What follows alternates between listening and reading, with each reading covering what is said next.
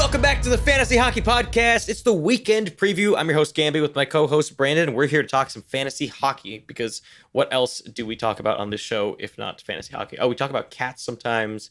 We talk about words. We talk about eggs sometimes. Okay, we're a more diverse podcast than I thought. Look at that. We're going to have to update our categories on iTunes. So we gave you a long intro last time, so we'll keep this one short for you. Let's jump into 10 takes to get the weekend preview started, and my first one is about Elias Pettersson.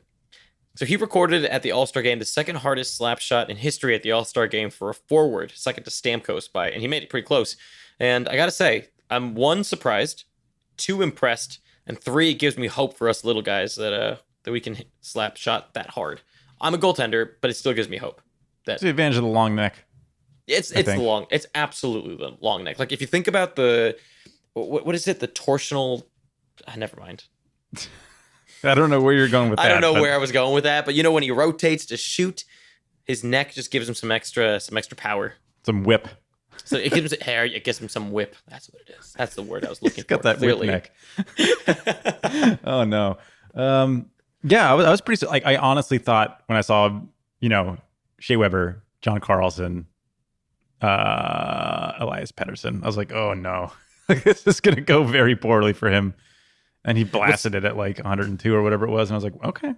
Yeah. Okay. It really makes me think a little bit more about his ability to shoot, right? And that shooting percentage. It's like, okay, I guess he has a harder shot. And it's probably deceiving to goaltenders as well. I guess he has a harder shot than I thought. Yeah. Okay. My first one here is I think Oliver Bjorkstrand has effectively ruined all of Cam Atkinson's like draft value. You're just realizing that? Yeah, but now it's like I'm like officially saying it. Like I get that. Like I think that people aren't quite realizing the scale of this. It's like if he keeps that, and it sure looks like he's going to that top right wing, top power play. Atkinson is like worth like as much as Skinner is, and neither one of them are worth anything right now. If you're questioning it, I know it's hard to drop volume shooters, but I mean they better get you more than just shots. I'm not taking a 50 to 55 point shooter. Yeah. I mean, Atkinson is done. Like we said on Hot Hands, and we said in the last episode, effectively, Bjorkstrand is Cam Atkinson now. In terms of deployment, at least. Like, he's getting the top line, the top power play. Virtually what you used to see in Atkinson is what Bjorkstrand is getting now. Yep. And I guess to stick to similar lines there, my next one to hear for the 10 takes is just about not getting too excited about grabbing streamers for playoffs right now. I'm seeing a lot of questions of, should I grab this player because they have good schedules in the playoffs? Should I grab this player because they have good schedule in the playoffs? And it's just too early. When a player is a streamer, they're a streamer because they're just inconsistent. So to pick up and assume that that person's going to be on your roster come playoff time, or be so married to the idea that this player has to be on your roster come playoff time because of schedule is flawed. At the end of the day, you want the best streamer possible. If it's a difference of 1 game, say, or 2 games, but that player is so much better than the other that it makes sense, right? Like Oliver Bjorkstrand, for example, is the one that I keep seeing where people are like, oh, Columbus, it's a bad schedule. I might drop him for someone who has good playoff starts. And that, to me, just doesn't make sense. Bjorkstrand, for now, is fantastic, is super valuable going forward. And if he is like a 70-ish point player rest of season or higher, you want that on your team come playoff time over some rando streamer that right now you have no... Like, Parise is one guy a lot of people want to pick up because Minnesota has a good schedule. But as we pointed out yesterday, Parise is wildly unsustainable. So the odds are that come playoff time, Parise is not going to be on your roster. So don't be dropping right now good players or streamers that look like long-term just for playoff schedules. I actually would do that if I'm in first. If I'm way ahead, I'm not worried about getting caught. Like I have a bye week especially. I start planning now. I don't know if I would drop Bjorkstrand for somebody, but if I have, I would essentially be locking out my streamer spot with the first streamer for the week, for the first playoff week that I'm in, which I think is fine. Because like, but then, if you can sacrifice the next couple of weeks, what difference does it make? But what I'm saying is that how can you guarantee that that person you pick up is going to be as good as they are right now in 4 weeks? It doesn't have to be. You can just keep changing them out. But I mean, if you have a streamer spot that's just a streamer spot anyway, I would be attempting to find the right streamer ahead of time so that nobody else can get him. I mean, I guess what I'm advocating is still pick up just the net best streamer possible. Well, you can take into consideration the schedule, and maybe it's a tiebreak or something. But I wouldn't say that the schedule should be the end all be all. I think that's more what I'm saying is you still want the best player. It's just don't put so much emphasis on schedule that you miss out on someone really good just because they maybe have 2 games less total over your playoff schedule. I don't know, man. Starts are king. I like starts. You do love Worked for me in the past. You love starts. But, okay, so what is your next one here? My next one is, I think that Filip Zadina is kind of flying under the radar a little bit. He's not been super good for the last while now, but with Mantha out possibly all the way through fantasy playoffs, he's starting to get more interesting to me. We see him play 20 minutes in his last game, which I definitely didn't see coming. And he got 2 goals and he got 7 shots. So that's not exactly something I expect to happen often going forward, but I think he's sitting at like single-digit % ownership. He's somebody to keep an eye on. I think he's at 4% or something. And when Detroit has a good schedule, I think Zadina could be a good streamer option that may turn into a longer-term hold depending on the depth of the league and what he winds up doing. Yeah, agreed. I have him actually on short-term targets, so I'll talk about him there as well. Okay, my next one here, this one's really quick. Just a note, the Oilers re-signed Zach Kassian, $3.2 million for 4 years.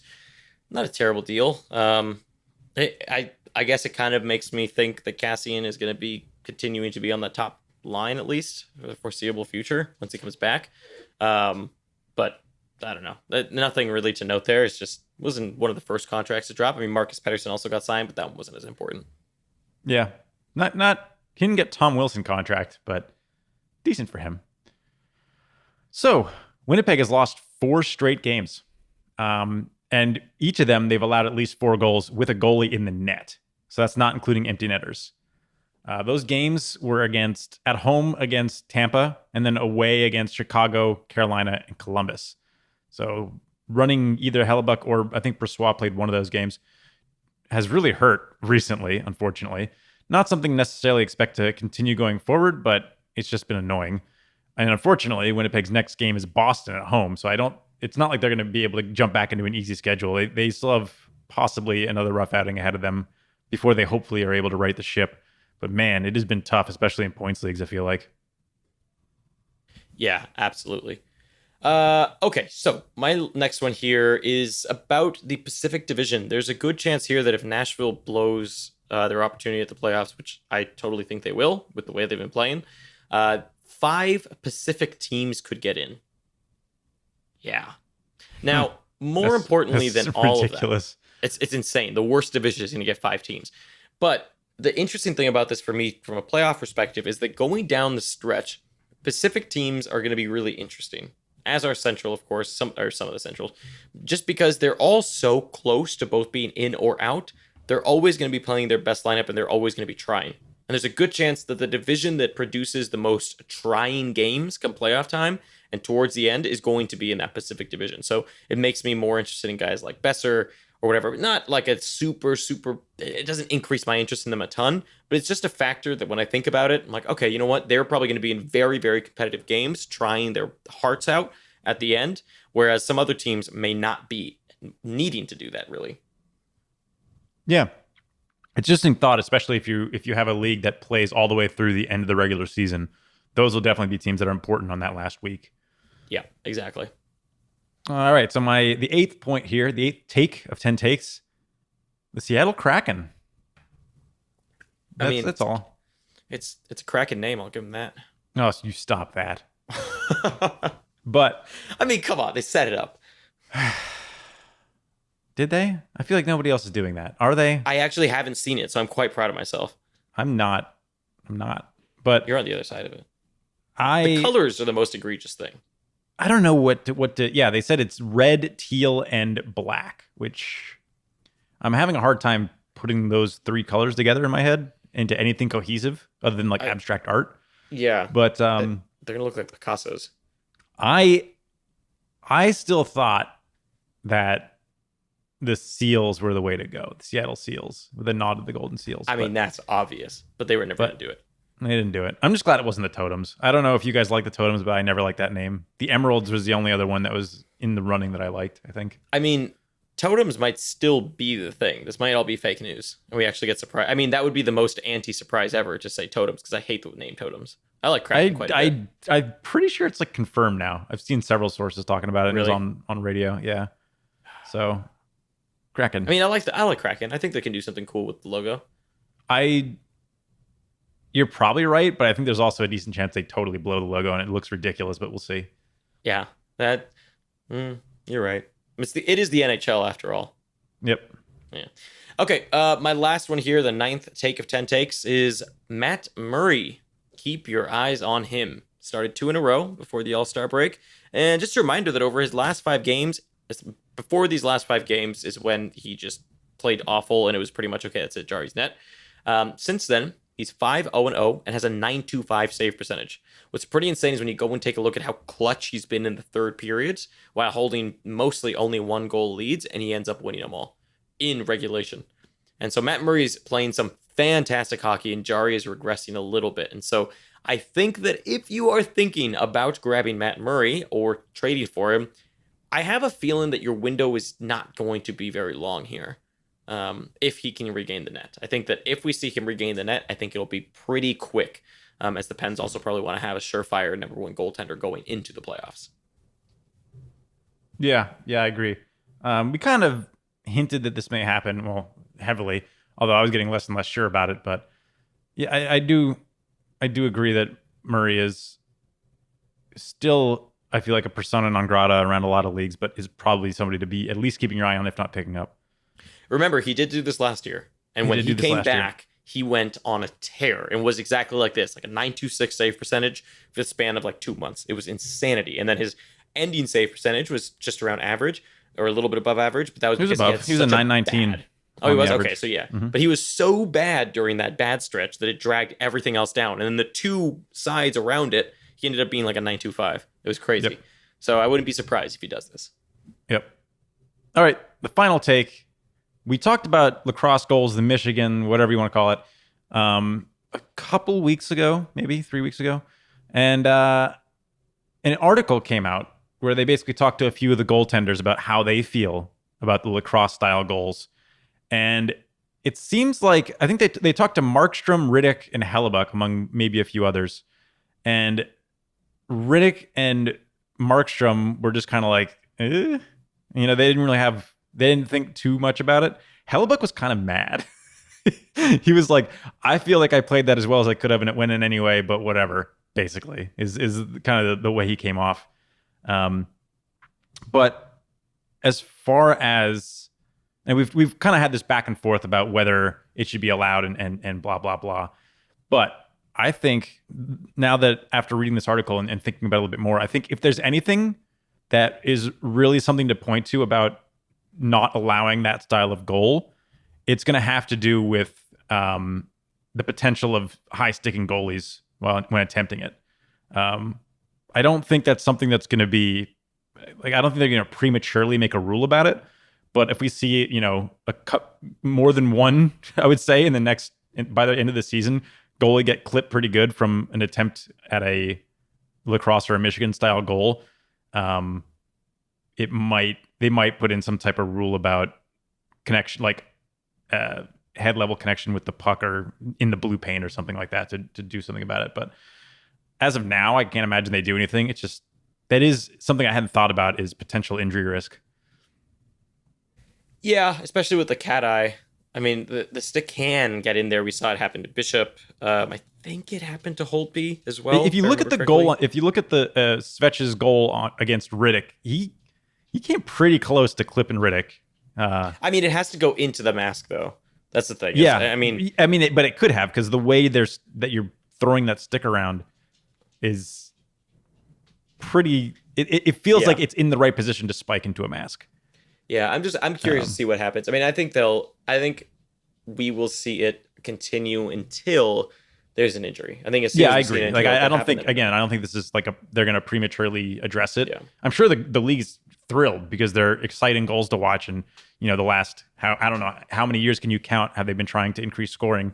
So I'm sure they're super happy with it. Because until they become commonplace, if that ever happens, which I kind of doubt, they're going to be highlight reel style goals. So, Yep. yeah, they definitely don't want to get rid of them, I would think. But if injury risk becomes a thing, then we'll see. Yep, exactly. I mean, they're going to have to build on goalie masks. They're going to have to build some kind of like Michigan resistant bar or something. So he's going to wear astronaut helmets by the end of it? Maybe. I mean, that'd actually be pretty sweet. Ooh. How would you keep the glass from shattering? I don't know. Okay, so now moving on to the weekend pickup suggestions, and we start with the schedule. So let's go through the teams with good matchups. And that's going to be Detroit and the New York Rangers, who both suck. They both play each other, and they both have a home and home against each other. So they get double the suck against each other. It's going to be fun. It's going to be very fun. And it's back-to-back. So the second one is a sludge match. It's going to be disaster, which is going to be awesome. So then we have the Tampa Bay Lightning, who by far have the easiest schedule of Anaheim and San Jose, unless you're the Detroit Red Wings or the New York Rangers. Teams with bad matchups are going to be Ottawa, who plays Washington and Toronto. Then Philadelphia, who plays Pittsburgh and Colorado. And the last one here is the Winnipeg Jets, who, as Brandon mentioned, are on a 4-game losing streak and have this schedule this weekend: Boston and St. Louis. Fun. Very enjoyable. That is not fun. They have had a terrible bit to the schedule here against teams that they probably will meet in the playoffs and would get slaughtered by any one of them. That's what we've learned. Teams that play both off nights are going to be Carolina, Pittsburgh, and Washington, and that is it. So that takes us into our weekend preview suggestions for pickups. And my first one is Tyler Bertuzzi, left wing, right wing, 43% owned. Now, you probably won't be able to play him Saturday, most likely, but you do get him for Friday. And who knows, maybe by some chance you have an injury. And in that case, I like Tyler Bertuzzi. There's another Red Wing I like as well. And I think that this weekend also is one of those weekends where it could be very beneficial to pick up a Saturday player and then a Friday player, and then drop and pick up a Sunday player if you can. Yep. So my first one, the streamer I like the most this weekend, and it's really not that close, is Patrick Hornquist, right wing, 50%. So he's right on the cusp of where I wouldn't really recommend him because he's at the 50% mark, but it seems fairly likely that he's going to wind up playing with Crosby. That's good enough for me. This is assuming standard Yahoo Cats League, so you get his shot and hit bonus even if he doesn't come up with points, but he's in as good a position as possible for him to wind up getting points. And you know what? I'll go in my next one because it's the same team. Dominic Simone is another option who looks like he'll be playing the left wing up there. 1%. He doesn't play a ton of minutes, even with Crosby. So I do think he's a deeper league move, just because I think there's better options. And like you said, if you have two moves, I'd rather just pick up a player that's going to do well on Friday and then somebody else on Sunday, rather than just grab Simone and risk just goose eggs both days. Yeah, no, that makes sense. I had Dominic Simone as well. I like, especially for deeper leagues, like you said, that's some Crosby exposure there. I mean, 1%. Come on. My next one here from the Red Wings, I'm going to take two. Since you took two here, is Filip Zadina, left wing, right wing, 4% owned. He's actually one of those interesting ones where if you're up in the week and want to take a little bit of a gamble, Filip Zadina might be the guy to do that at 4%, especially in deeper leagues. He's getting lots of minutes recently, played 20 plus last game and 18 plus the game before that. So he's seen a big increase in minutes. He's been shooting the puck a lot. So I like that a lot as a deep league option that could potentially even be a little bit more long-term if they keep giving him opportunities. And then my next one here is Anthony Cirelli, center, 24% owned. We've talked about how we think he's unsustainably high. But in the meantime, right now, especially while Tampa Bay has such an easy schedule this weekend, I really like Anthony Cirelli as an option if you have room. Yep. Another option, I didn't write him down here, is Filip Hronek, who anytime Detroit has anything going on, you should be thinking, if I don't have Hronek already, I should probably grab him. But I don't even know what his ownership percentage is, but I'm sure it's still low.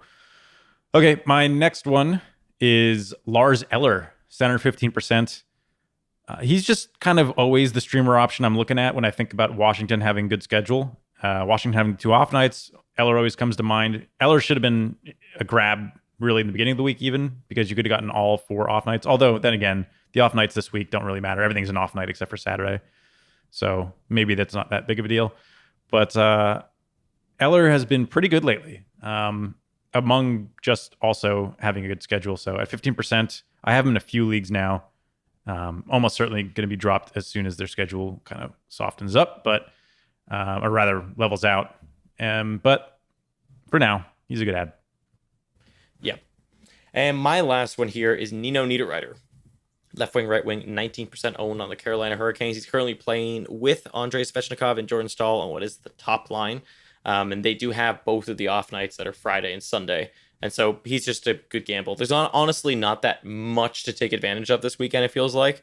And for the most part, especially if you're me, you took advantage of earlier in the week and last week as well. So there's just not as many opportunities to make pickups. Like by now I'm at my fourth. And so it's much harder to get someone for Friday and for Sunday. So I'm also sort of using my pickups this weekend for next week. But yeah, I like Nino Niederreiter this weekend. Yep. All right. I've got a few more, actually. Justin Williams is on my list, despite telling you how he's not a good ad. Right wing, 7%. I would only really grab Justin Williams if you either need power play points and you're in a deep league because he does get that top power play exposure, which is handy, I guess. Or if you're just looking to gamble, if you're behind by a bit and you're hoping that this chip on the shoulder of coming back is going to stick around a little bit longer, we're going to see a couple more big games before he cools down, similar to what we saw with Marleau. So he's an option, but I think he's a very high risk one. And then my last two are both New York Ranger goaltenders. Kind of depends on when they play, but Georgiev and Shesterkin, 24% and 14% respectively. You could flip one for the other Friday and Saturday. I assume it'll be one of each playing. I don't think Lundqvist will get a game, but he might, I guess.